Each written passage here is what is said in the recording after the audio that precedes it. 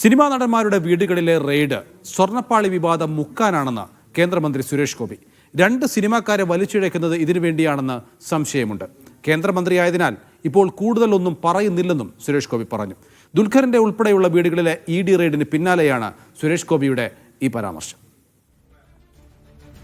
എനിക്കറിയത്തില്ല, സ്വർണത്തിന്റെ വിഷയം മുക്കാൻ വേണ്ടിയാണോ സിനിമാ രംഗത്തേക്ക് 2 പേര് വീണ്ടും ത്രാസിൽ കയറ്റി അളക്കാൻ കേരള ജനതയ്ക്ക് വിട്ടുകൊടുത്തിരിക്കുന്നു.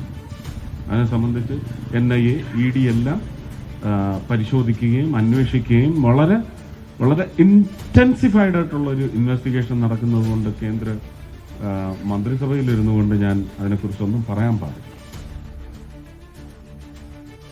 സാജിദ് അജ്മലാണ് വിവരങ്ങൾ നൽകാൻ. സാജിദ്, സുരേഷ് ഗോപിക്ക് അറിയാഞ്ഞിട്ടാണോ കേന്ദ്ര സർക്കാരിന് കീഴിലുള്ളതാണ് എൻഫോഴ്സ്മെന്റ് ഡയറക്ടറേറ്റ് എന്ന്?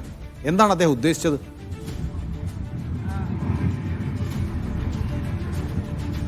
നൗഫൽ, ഇന്ന് രാവിലെയാണ് ഈ രീതിയിലുള്ള ഒരു പ്രസ്താവന അദ്ദേഹം ഈ കലുങ്ക് പരിപാടിക്കിടെയാണ് പറയുന്നത്.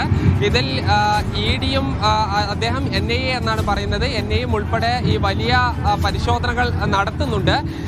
ഇതിൽ ഈ സിനിമാക്കാരെ സ്വർണ്ണപ്പാളി വിവാദം മറച്ചു വെക്കാനായി വേട്ടയാടുന്നു എന്ന തരത്തിലാണ് പറയുന്നത്. അപ്പോഴും ED കേന്ദ്ര ഏജൻസിയാണ്. സംസ്ഥാന സർക്കാരിനെതിരെയുള്ളൊരു വിവാദം എങ്ങനെയാണ് ED അതിൽ കക്ഷിയാകുക എന്ന ചോദ്യം ബാക്കിയാണ്. അല്പസമയം മുൻപ് ഈ നിലപാട് അദ്ദേഹം തിരുത്തി മാധ്യമങ്ങളെ പഴിക്കുന്ന രീതിയിലാണ് പറഞ്ഞത്. അദ്ദേഹം പ്രധാനമായും പറഞ്ഞ കാര്യം, ഇപ്പോൾ പറഞ്ഞ കാര്യം മാധ്യമങ്ങൾ സിനിമാക്കാരെ വേട്ടയാടുന്നു എന്നുള്ളതാണ്. ഈ മാധ്യമങ്ങൾ സിനിമാക്കാരെ വേട്ടയാടുന്ന തരത്തിൽ വാർത്തകൾ നൽകുന്നു. അതാണ് ഇപ്പോൾ കണ്ടുകൊണ്ടിരിക്കുന്നത്. ഈ ഒരു കാലത്ത് 8 വർഷമായി തന്നെ പോണ്ടിച്ചേരി എന്ന പേരിൽ, അതായത് പോണ്ടിച്ചേരിയിൽ നിന്ന് നികുതി വെട്ടിച്ച് അദ്ദേഹം കാറ് വാങ്ങിയെന്ന വിവാദമാണ് അദ്ദേഹം സൂചിപ്പിക്കുന്നത്. ആ പേരിൽ തന്നെ വേട്ടയാടുകയാണ്. ഇതെല്ലാം തന്നെ നിയമപരമായ കാര്യങ്ങളാണ്.